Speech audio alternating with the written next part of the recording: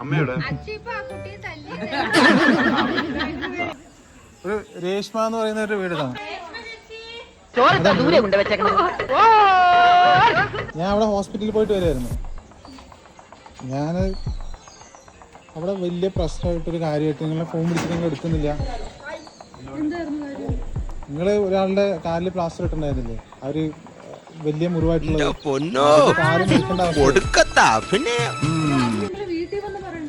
ഞാൻ ഞങ്ങളുടെ അഡ്രസ്സ് വാങ്ങിച്ചിട്ട് ഇങ്ങോട്ട് വരികയാണ്. ഇത് പ്രശ്നമാണ്. ഹോസ്പിറ്റലിൽ പറഞ്ഞപ്പോൾ അവർക്ക് അറിയില്ല, നിങ്ങളുടെ അടുത്ത് വന്ന് ഇതാക്കാൻ പറഞ്ഞു. ഇത് പ്രശ്നം. ഇവര് ഒരു പേഷ്യന്റിനെ ചെയ്തത് നമ്മുടെ ബ്രദറാണ്. അവരുടെ കാലില് പ്ലാസ്റ്റർ ഇട്ടത് രണ്ടാമത്തെ പ്രാവശ്യം ഇട്ടതാണ്. അത് ഇട്ടത് അങ്ങനെ ഇൻഫെക്ഷൻ ആയിട്ട് ഇപ്പൊ കാല് മുറിക്കേണ്ട ഒരു അവസ്ഥയായി.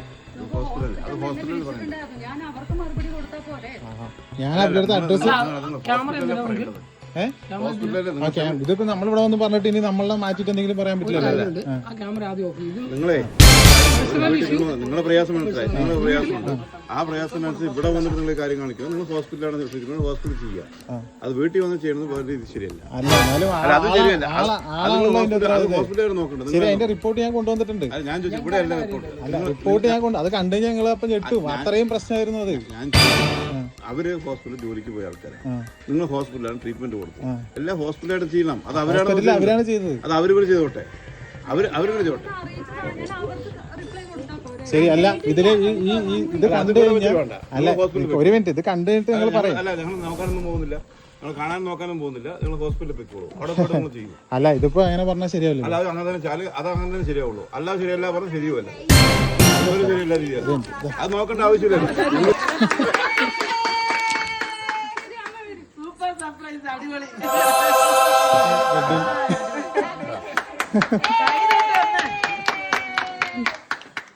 ഓക്കെ അതൊന്ന് ഓപ്പൺ ചെയ്ത് നോക്കാൻ പറ്റുമോ? ഓപ്പൺ ചെയ്യണോ?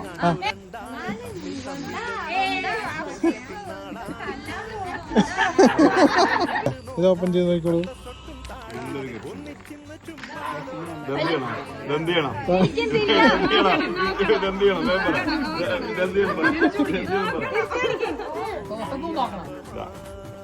ഞാൻ കണ്ടിട്ട് ഇവിടെ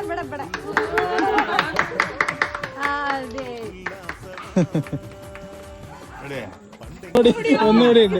ഇത് അമ്മക്ക് ഇതുവരെ ഞാൻ അറിഞ്ഞു, ബാക്കി ഇത് ഞാൻ അറിഞ്ഞില്ലല്ലോ.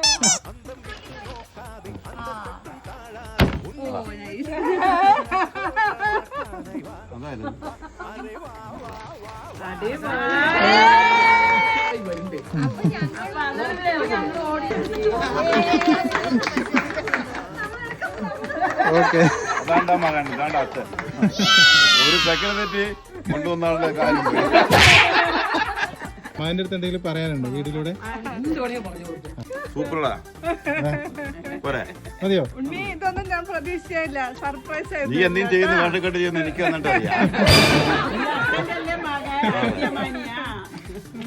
പക്ഷെ അതുകൊണ്ട് ഞാൻ കാര്യമായിട്ടൊന്നും ചെയ്തു വെച്ചിട്ടില്ല. നന്നായി.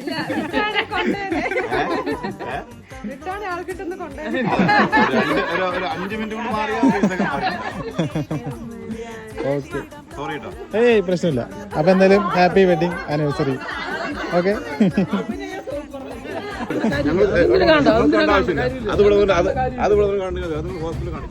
ഇതെന്താണെന്ന് നോക്കുക. Happy day. ഇങ്ങോട്ട് വരും.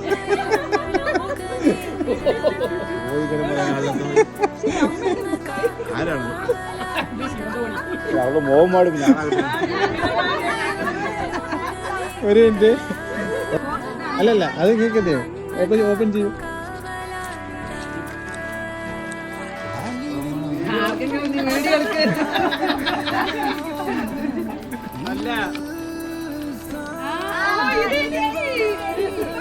ഇത് എനിക്ക് സർപ്രൈസ്.